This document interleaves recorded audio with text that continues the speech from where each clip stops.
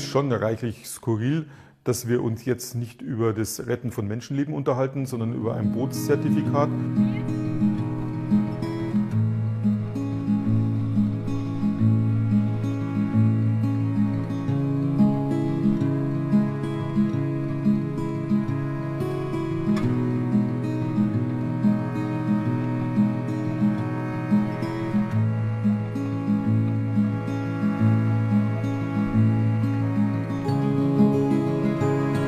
Es ist natürlich eine unangenehme Situation, aber ich gehe erhobenen Hauptes zum Gericht.